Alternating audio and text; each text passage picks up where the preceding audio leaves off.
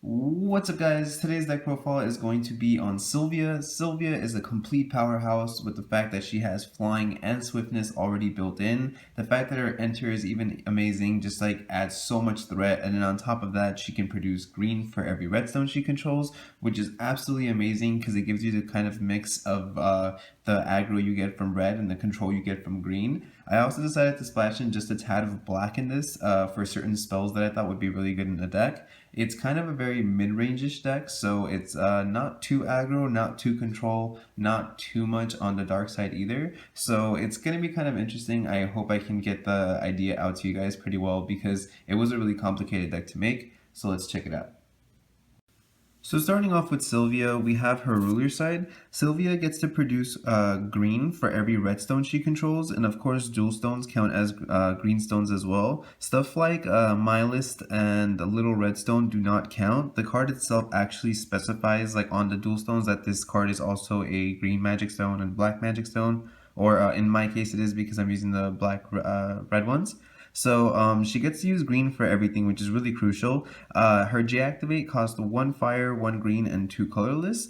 What I need to actually get through, which is really important right away, is on Sylvia's J ruler side. She does not have the same clause to produce green on as a for every firestone you control. So I think that's really important and everyone should know that. Me myself, during the pre-release, there was a lot of times where I kept trying to use the green cards I had after they had destroyed my Sylvia, and I didn't have imperishable, so she was gone for the game. So if your Sylvia dies, or if you're on your J ruler side, you can't use green at all. And so what I did is I made a deck that was kind of really strong on its own and very mid-rangey, but still enough aggro to get a lot of damage in, so that when I am deactivating Sylvia, it's just for game, and if I push for game, of course, it doesn't matter whether or not I can produce green or not.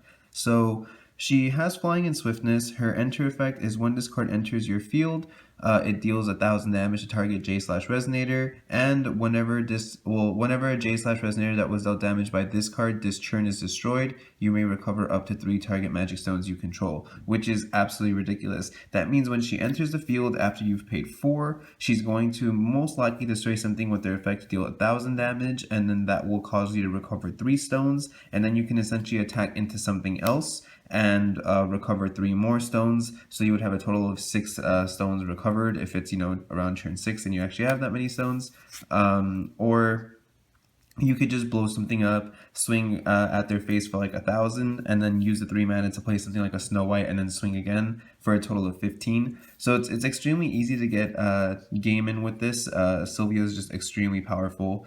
It's one of it's probably my favorite red ruler. Magus is pretty up there too, just because I like his art a lot. But Sylvia has beautiful art. She kind of really incorporates a nice playstyle with it. I've never liked that red has always just been like, oh, rush for game, and if something goes wrong, you just lose. So I like that Sylvia kind of has the fact that she can produce the green and she can use, essentially 3 colors with the sake of only running 2.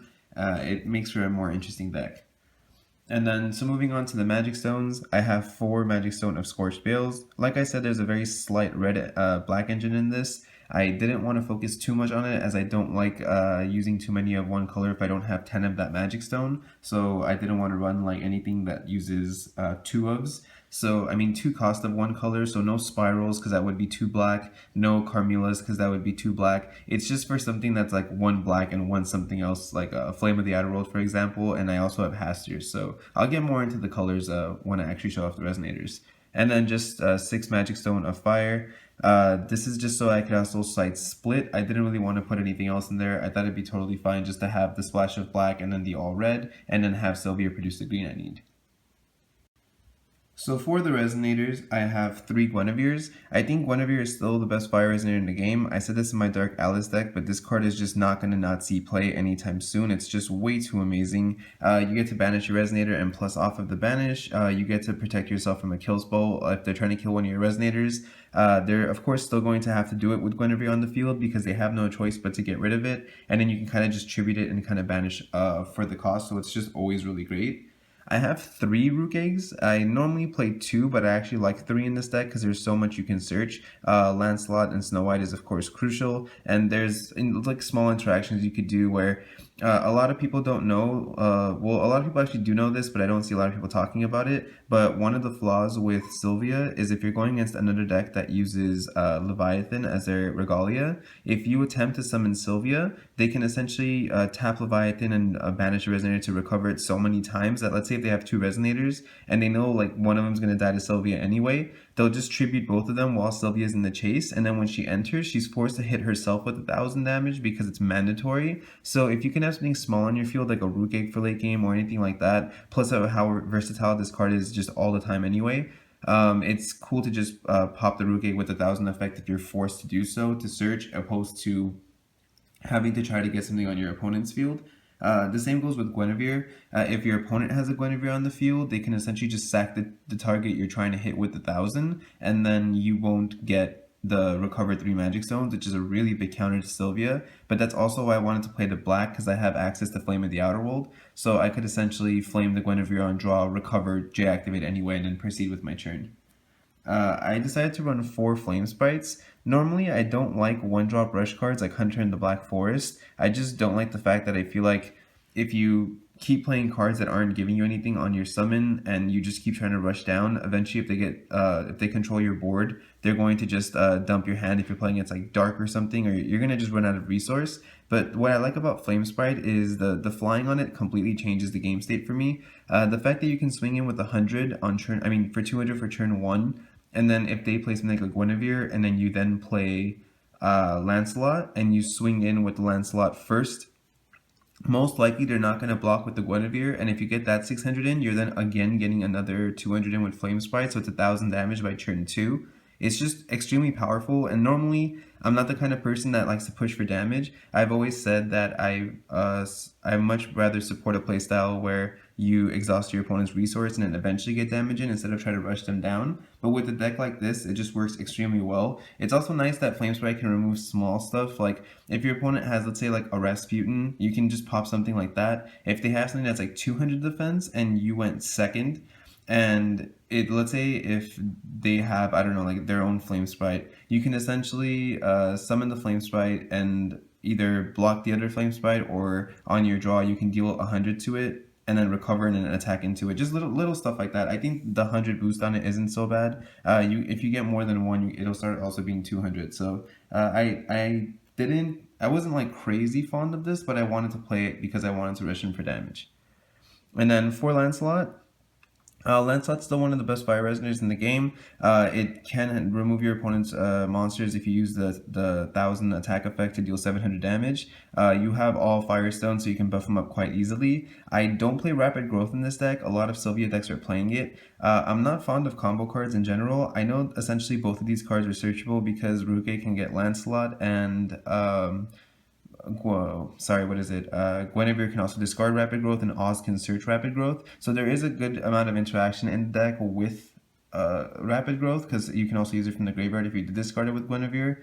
But I just, like I said, with the matchup against Black, they're going to be controlling your hand most of the time, and you need to know that all your top decks have to be live. You have to worry about more about controlling your board state than anything. So even if they spiral and you were to discard the Rapid Growth, they're most likely not going to be spiraling until you have like 3 or 2 cards left in your hand anyway. And what people don't understand is, like, a lot of times I would spiral someone when I was playing Kaguya, and they would be using Necromancy of the Undead Lord. And there's been a time where I've spiraled someone at like 3 cards in hand, and they discard 2 Necromancies, and they're kind of like snickering because they're like, haha, you helped me get these cards in the graveyard. And it's like, it doesn't really matter because you still have 2 less cards. If the 1 card you have in your hand, when you play it next turn, and you equip it with 2 Necromancies, and then I kill that 1 card, you're still going to have no cards left in your hand other than probably the 1 card you drew for turn. So it doesn't really matter. Even if your opponent forces you to discard a card, it doesn't mean that just because your card's live from the graveyard that you didn't lose a card, because unless it's like Arthur that can actually add back to your hand, you're not getting any board state, you're not getting anything, it's just a buff. And if you have no cards on the field, if I go, oh, I discarded my Rapid Growth, I'm going to play Rapid Growth to give Lancelot plus 400, and they go Stoning Lancelot, your Rapid Growth just gets banished anyway, and you lose your Lancelot. So it didn't really make sense to me to use a card that relies so much on having like this combo play when I could just buff Lancelot using my magic stones, which are of course always going to be there anyway, especially when I can maybe like summon Sylvia, blow something up, and then recover those stones, buff Lancelot with those stones anyway, and then push for Lancelot's effect. So it just doesn't seem like there's any real reason not to do that. And then 3 Snow White. 4 is way too much. I don't like the interaction with 4. I think 3 is totally fine. It's still a really good card. It stops anything that's around the 800 zone. When I was playing against Red Rush with Koglia, I noticed that it's really hard to block with Carmilas or Nayas because if Snow White will just do 300 to you, and then if you block, the first strike from 500 would kill you. So there's no real point to be blocking anything. So Snow White's still just really, really great. It works good with Artemis as well. 3 Fiethsing. What I like about Fiethsing in this deck is that I haven't seen any Sylvia player playing it, is on turn 3, if you tap for your 3rd stone and you have Fiethsing and you just pass churn, if you've done, let's say you turn 1 you went Flame Sprite 200 damage, let's say they go Guinevere, and then you go turn 2 Lancelot 600 damage, Flame Sprite 200 damage, that's 1000, and then let's say they make a power play on their next turn, killing your Lancelot and your Flame Sprite somehow, and then you tap for your 3rd stone, you have Fiethsing and you pass. If they try to summon something like, let's say, a Snow White and push in some damage, you can drop Fiethsing and prevent damage. And now on your next turn, you can immediately go pay the Fiethsing as colorless or green or whatever color you need to, play your 3 stones to deactivate, so that's 4. Summon Sylvia, destroy like their Snow White, attack for 1000 and more if you have any regalias on the field. I play Laevateinn, so it could be more damage. And then recover the stones because you blew something up, and then maybe play your own Snow White and push in damage. And it's so early, like they're going to be tapping for their 4th stone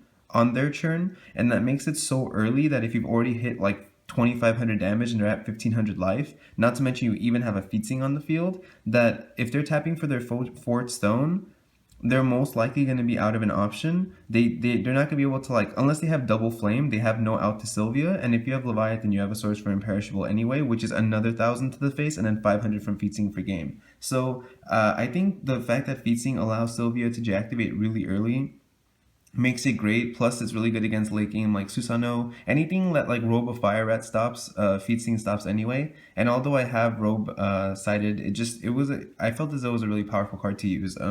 It's really nice to be able to also produce like the black if I haven't hit a Blackstone or anything like that. So I think it's really like, I don't know why people aren't playing Fiethsing in this deck. I think it's extremely powerful. It just gives you so many options. You can even essentially, if you're getting outrushed because you're going second, you can hold the Fiethsing for turn 3, and if you have a Xeex in hand, that's just all this mana open. So if they're going to make another power play, maybe rush you down faster than you want them to, your Xeex is live now because you have it open. If they try to push for damage instead, you can drop the Fiethsing. It just gives you like way too many options, and I just love running Fiethsing. And then 3 Hastur. I was saying in my Alice deck that I didn't like running Hastur and it was one of the weakest cards, but that's because I had Farias and Carmilas. In a deck like this where my only spot removal comes from Lancelot and Snow White, I wanted access to just being able to summon something and kill their card, because then they have to use another card to kill Hastur, so it's kind of like a 2-for-1. The fact that it's 1 black makes it totally easy to use. I've never had a problem with using it. And then you can also do, if you have a used up Guinevere, like she's tapped because they try to kill one of your cards, and you have her rested, you could essentially drop a Rukh Egg, tribute both of them, because Hastur's the only Cthulhu that lets you do 2 fires instead of always needing a dark. And then you can just use the used up Guinevere and a Rukh Egg to summon Hastur, you blow something up, and then you search off the Rukh Egg. Well, you would search off the Rukh Egg first, but it just seems really good. I mean, I'm only running it because, you know, sacking 2 fires is totally playable. I don't have too much sacking I can do that I can actually plus off of outside of Rukh Egg, but if it's like, you know, if they left my Flame Sprite alive and I have a Rukh Egg and I need to kill something, I'm totally fine with, you know, losing just the Flame Sprite, plussing off the Rukh Egg, summoning Hastur, killing their card, and then having them use another card to kill Hastur. It even just gives me another 7/5 body. So he's the last Resonator I decided to play in the deck, and I've been really actually enjoying his interaction with the rest of the deck. Moving on to the spells, I have 4 Artemis. Normally, I've said this before and a lot of people have heard me say it, I don't like playing Artemis in any deck that's not Arla, because I feel like I don't think the 2 counters are enough. If it's not at 4, it's not as threatening, but I decided that I'd run it because I wanted the target attack. Originally, I had, well, of course, the other effect as well. I'm not saying like this is my only option for using it, it's just I thought the target attack was important enough to be okay with passing up the 4 counters and just only having 2. I normally had Excalibur in here because I like the interaction that if they did sack their field for Leviathan and I had to hit myself for 1,000, I can just she would be buffed from Excalibur anyway, but I can tap it again to make her defense higher so that she doesn't kill herself, and then, you know, swing in for like 1,400 damage if I had an Excalibur on the field. But I decided I'd use Leviathan just off one interaction alone, and it's the fact that against the Dark Alice matchup, if Dark Alice has her regalia out and she has 5 of my cards removed from the game, she's 1,400, and instead of having to target attack into Dark Alice and I'm already going to be at 8-8 with Sylvia, I decided it'd be better to tap a Leviathan during draw, recover and tap it again, and then on enter she'd be doing 1,400 with her effect, being able to destroy Dark Alice, recovering 3 of my stones, and then pushing in some damage, which is going to be super crucial because my Lancelots are now 400, my Snow Whites are now 300, and Sylvia's 800 because of the God Art, so I need to make up as much damage as I can after she's hit me with the God Art, and I didn't want to have to, you know, attack into it with Excalibur even if I'd have enough damage to kill it, because it would kind of be like I would have to then sack for imperishable and all this stuff when I could just actually push in for damage. So I decided Artemis would be good because the target attack is nice because I still get it and I can attack into stuff and then recover stones, or I could just combine it with Leviathan to just get rid of anything, make sure my stones go through, I still have a source for imperishable, and I can still buff up all the damage I do. So I normally, if I run 8 regalias, I like having access to light, and at first I did want to use light red instead of dark red. But then what changed my mind is Scorn. Like I said, I don't like using dual wheel cards if it's 2 black, but 1 black is totally fine. What makes this card so good is even if you go second, it kind of makes up for going second because you kill your turn 2 play. If you go first and you hit the Blackstone, you can kill your turn 1 play. You're essentially just setting them back whenever you use this card for their next turn. And when you're using aggro, it's extremely important. If I'm going against my Dark Alice deck and I want to push for damage and I know that they went Laura into Carmilla and they're going to, like, you know, if they Carmilla my Snow White and I have a Lancelot, I now have to try to attempt to trade with the Lancelot and the Carmilla. So I'm losing 2 cards and they're not losing much, especially because Carmilla was searched. So to be able to go, okay, you have a Laura and I have a Snow White and Lancelot, I can now Scorn you, discard your Carmilla, attack with Snow White, blowing up the Laura, attack with Lancelot, and now you have to have another method to try to kill me. So Scorn just sets your opponent back a turn, and it's just really, really good. It's really good against Reflect too because it's so combo oriented in most decks. Most Reflect players like using the draw effect to get to all the cards they need, so being able to interrupt, that's really good. And then 3 Flame of the Outer World. The main reason I actually used black in general was for this card. I originally had Burn to Cinders at 2, but I don't like the fact that Reflect can just counter anything. If he counters Scorn, I still have a lot of my churn ahead of me because it only costs a 1, but every time you use something that's like dual cost, like Burn to Cinders or Stoning, and it gets countered by Reflect, you just feel like you're really locked out of a churn. There's something just about 2 will that's really hard to come back from. So I figured I wanted to have a card that, you know, works so well for the kill spell aspect anyway, which this is better than Burn to Cinders damage-wise regardless, and they can't even chase to it. And then I figured it's also good against Reflect because you can't counter it. And then lastly, just 3 Xeex. This goes more with the whole, the mid-range aspect of it. I like the fact that turn 1 I have Flame Sprite, Rukh Egg, or Guinevere, so I can either attempt to search, use Guinevere, you know, set it up, or, you know, push in for damage. Turn 2 I have Lancelot or Xeex, so it's, if I want to counter my opponent's turn and set them back, I can, or if I want to push in for damage, I can. Turn 3 I have Fiethsing or Snow White. It's either push in for damage or protect myself, attempting to J-activate for some more damage to turn after. Turn 4 I have, like, you know, a Scorn Snow White play, or maybe use Fiethsing for a J-activate, or there's just, it's all these little interactions that add up really, really well. If you notice, I'm not running anything like Little Dread or Susano, which was highly played in the Rush version of Arla that was really popular last format, and it's because since green is seeing a slight more amount of play right now, I don't want to pay like 6 for something and just have it get countered. I'm totally comfortable with using Sylvia as my win condition and just pushing in with Snow Whites and Lancelots while countering everything they do, still attempting to affect their hand, and comfortably destroying the Resonators with cards like Hastur, which is searchable by Rukh Egg. So I wanted kind of like this whole middle ground for everything, because I felt as though going too aggro is too predictable, going too control is too slow, and then focusing too much on dark would just make it like you might as well be playing something like the Dark Alice deck I posted. So I kind of like the interaction of all this little stuff put together. It works really well just on the sole fact that Sylvia produces green. So I just really like the mixture of all of it. Lastly, for the side deck, I have 2 Phoenix, the Flame of the World. I normally don't like this card, especially not mained. I feel like it's extremely too slow. You have to play it. There's one combo with this card that is really good in the deck, and it's if you have 4 stones and you just have for your 4th stone, you pass turn, and they attempt to attack with something and you drop Fiethsing. If they don't destroy Fiethsing that turn, on your next turn you have Fiethsing and 4 stones. You can use your 4 stones to J-activate, putting Sylvia in the field, destroying one of the Resonators and recovering 3. You now have Fiethsing and 3 open, so you play all 4 of those for Phoenix, dealing 300 to everything else. And then if Sylvia attacks into another Resonator they control, you can recover 3 more stones that you used. And Phoenix would then have 2 red open because of Sylvia's recover effect to be able to be revived the next turn. That's the only sole way I could see this card being used earlier that makes it really good, other than maybe if you can... I was originally going to make a Phoenix deck with a Dom, and the idea was to sack the green Resonators that I was plussing off of in the deck, which I originally had but I don't have anymore, to produce a green mana and float it to play Phoenix as early as I can. And then if I was to do that on turn 3, they most likely don't have the out on their turn 3, which would make it so that it would survive until my next turn and then just have this recurring effect of revival.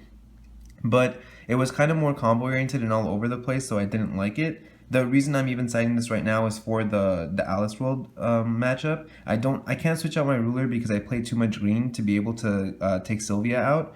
And I wanted something, I didn't want to go Dark Pulse because it's too black and I don't think I have the black for it. So I figured I'll just go with Phoenix. It is 300 to everything, so it'll stop most of the cards anyway, even if Reflect goes +2/+2. It's then a card that can block Guiber, so at worst, I'm still blocking the Guiber effect. And if they don't have the Guiber because I've killed it with Sylvia or something, it gives them more to have to worry about. So I was like, it's still a 4 cost like Dark Pulse. It gets almost the amount of same job done. And then it can also block the Guiber or just any of the bodies they have. So I didn't think it was too bad of an option. And then 3 Deathscythe. I don't have 4 because I don't have Blazer, but I still want to be able to stop Regalia decks. That's the only deck that I can think of that would have a good matchup against this deck, like completely just have an outright advantage, because there's only so much you can take from all those huge hits and just like not worry about blocking with your Lancelots and whatever. It seems as though you have to side against that deck really heavily right now because Valentina is just way too insane without it. I'm actually going to post her on Thursday, and there was a cool ruling that was announced yesterday where if you, Laevateinn says when you tap this, if your ruler is Magus, you can pay 2 colorless less for your God Art this turn, but it doesn't say for Magus' God Art. It's just implied because of course it's Magus' Regalia, but because Valentina gets the name of Magus and every other God Art, you could essentially, since Perseus says you pay X for the Sacred Beast effect, and for, you know, it's 3 green and X, you can essentially tap a bunch of Leviathans, almost in a way float the 2 colorless cost less, and then call all the Sacred Beasts out using Leviathan stacked up floating, and only pay the 3 green, and you would be able to put in 4 Sacred Beasts at the cost of 3. So the fact that she can already use all the God Arts with just 2, since Leviathan can make like Arla's go down and everything as well if you have Valentina, and she's called all of their names. The fact that you can do that is absolutely insane, and it's going to give her an insane amount of speed to the deck, and you have to be able to just stop her from deactivating or just attempt to kill her as fast as you can. And if I have to play Deathscythe, deactivate Sylvia, attempt to do as much damage to Valentina, and then swing into her and just try to get her off the field, it's like the only option you have, even if you have to lose all your green, if you don't have your own source of imperishable, because she'll most likely have Deathscythe. And then Barrier of Shadows, same aspect. That Valentina deck is way too insane if you don't side against it properly, and Barrier of Shadows is just perfect to slow it down. 4 Split Heaven and Earth. You're seeing a lot of more colors played. A lot of people are using like Ruler's Memoria and then along with another color, or the Reflect Alice World deck also uses a lot of color. And actually, Valentina uses 10 special stones as well. So Split Heaven and Earth's always going to be really good against those decks. If you do rush in with damage with Sylvia and you have no choice but to have her die, you can side in the splits as well, so that even though you don't have the green, you could just burn them to death right after. It's always just been a good card to have if you don't have more than 4 special stones. So I like siding in the splits.